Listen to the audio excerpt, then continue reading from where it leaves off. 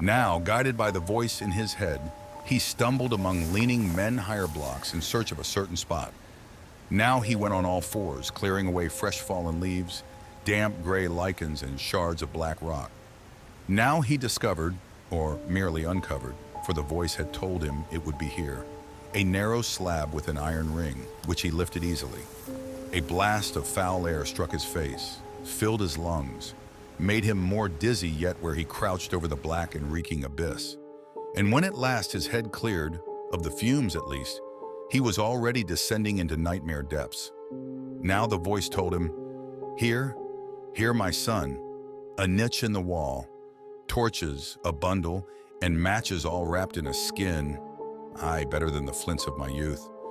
Light one torch and take two more with you, for be sure you'll need them, Dumitru." The stone stairwell spiraled.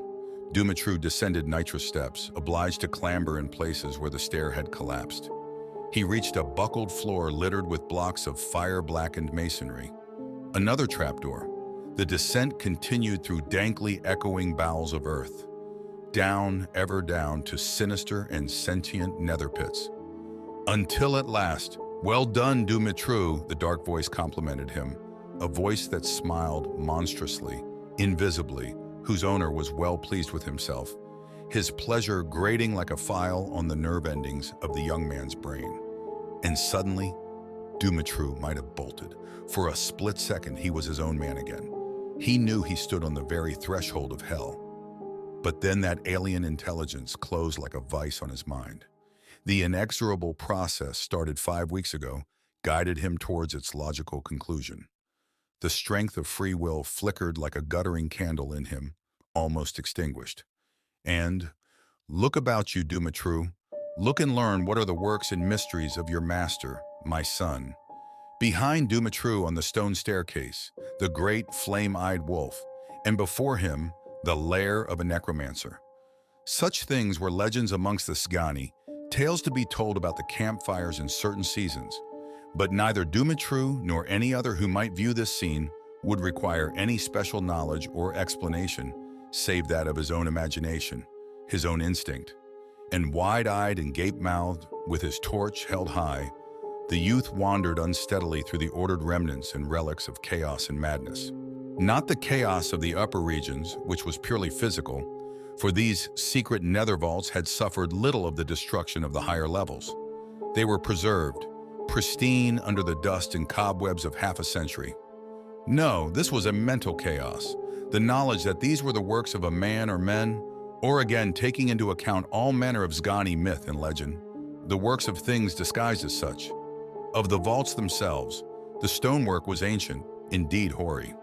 Niter-streaked and yet not noticeably damp, in places the masonry even showed signs of dripstone concretion. Wispy stalactite strings depended from the high vaulted ceilings, and around the edges of the rooms, where the floor had been not so frequently trodden, smooth-domed stalagmite deposits formed small nodes or blisters on the roughly fitted flags. Dumitru was no archaeologist, but from the primitive roughness of the dressed stone and the poor condition of the ancient mortar alone, even he would have dated the castle, or at least these secret regions of the castle, as being some 800 or 900 years old. It would need to be at least that for the formation of these calcium deposits, or else the solutions seeping from above must be unusually heavily laced with crystalline salts. There were numerous archways, uniformly 8 feet wide and 11 high, all wedged at their tops with massive keystones, some of which had settled a little from the unimaginable tonnage of the higher levels. The ceilings, none of them less than 14 or 15 feet tall at apex, were vaulted in an interlocking design similar to the archways. In several places, massive blocks had fallen, doubtless shaken loose by whatever blast had doomed the place, shattering the heavy flags of the floor like schoolroom slates. Beyond the archways were rooms all of a large size, all with archways of their own. Dumitru had descended to a maze of ancient rooms, where the tenant of this broken pile had practiced his secret arts. As to the nature of those arts, so far, with the single exception of his first terrified guess, Dumitru had avoided conjecture. But this was no longer possible. The walls were covered in frescoes which, however faded, told the entire tale. and many of the rooms contained undeniable evidence of a much more solid, much more frightening nature. Also, the voice in his head, now cruel and full of glee, would not permit of his ignorance. It desired that he know the way of these old matters. Necromancy, you thought, Dumitru, when first your torch cast back the shadows down here, the voice reiterated. The resurrection of defunct salts and ashes back into life for the purpose of interrogation. The history of the world, as it were, from the horse's mouth, from the reanimated, imperfect wraiths of them that lived it. The unraveling of ancient secrets, and perhaps even the foretelling of the dimly distant future. Aye, divination by use of the dead. That is what you thought. Well, and after a small pause, the voice gave a mental shrug, and you were right, as far as you went, but you did not go far enough. You have avoided looking, you avoid it even now. What, and are you my son Dumitru or some puling babe in arms? I thought I had called strong wine in unto myself, only to discover that the Scani have been brewing water all these years. Ha ha ha, but no, I make jokes. Don't be so angry, my son. It is anger, is it not, Dumitru? No? Fear, perhaps? You fear for your life, Dumitru? The voice had sunk to a whisper now, but insidious as the drip of a slow acid. But you shall have your life, my son, in me. The blood is the life, Dumitru, and that shall go on and on. But there. Now the voice sprang alive, became merry. Why, we were grown morose, and that must never be. What? But we shall be as one, and live out all our life together. Do you hear me, Dumitru? Well? I hear you, the youth answered, speaking to no one. And do you believe me? Say it. Say that you believe in me, as your fathers' fathers believed in me. Dumitru was not sure he did believe, but the owner of the voice squeezed inside his head until he cried out, Yes, yes, I believe, just as my fathers believed. Very well, said the voice, apparently placated. Then don't be so shy, Dumitru. Look upon my works without averting your eyes, without shrinking back. The pictures painted and graven in the walls, the many amphorae in their racks, the salts and powders contained in these ancient vessels. In the daring torchlight, Dumitru looked. Racks of black oak standing everywhere, and on their shelves numberless jars, urns, amphorae, as the voice had termed them. Throughout these rooms, in this subterranean hideaway, there must be several thousands of them, all tight-stoppered with plugs of oak in leaden sheaths, all with faded, century-stained labels pasted to them where handles joined necks. One rack had been shattered, thrown aside by a falling ceiling stone. Its jars had been spilled, some of them breaking open. Powders had trickled out, forming small cones which themselves had taken on the dust of decades. And when Dumitru looked at these spilled remains, see how fine they are, these essential salts, whispered the voice in his head, which now contained a curiosity of its own, as if even the owner of that voice were awed by this ghoulish horde. Stoop down, feel them in your hands. Dumitru! The youth could not disobey. He sifted the powders, which were soft as talc and yet free as mercury. They ran through his fingers and left his hands clean, without residue. And while he handled the salts in this fashion, so the thing in his mind gave a mental sniff. It seemed to taste of the essence of what it had bade Dumitru examine. And, he was a Greek, this one, the voice informed. I recognize him. We conversed on several occasions. A priest from Greek land, who knew the legends of the Vrikulakas. He'd crusaded against them, he said, and carried his crusade across the sea to Moldavia, Wallachia, even to these very mountains. He built a grand church in Alba Iulia, which possibly stands there even to this day, and from it would go out among the towns and villages to seek out the monstrous Vrikulakas. Individuals of the townspeople would name their enemies, often knowing them for innocence, and depending on the power or stature of the accuser, the venerable Orakli Enos, as this one was called, would prove or disprove the accusation. For example, If a famous boyar gave evidence that such and such persons were blood-sucking demons, be sure that the Greek would discover them as such, but only let a poor man bring such a charge, however faithfully. And he might well be ignored or even punished for a liar, a witch-finder, and a fake old Enos, who upon a time accused even myself. And I must needs flee to escape them from Visegrad, who came to put me down. Oh, I tell you, it was a very troublesome business that time. But time settles many a score, ashes to ashes, dust to dust. When he died, they buried the old fraud in a lead-lined box in Alba Iulia beside the church he'd built there. What a boon!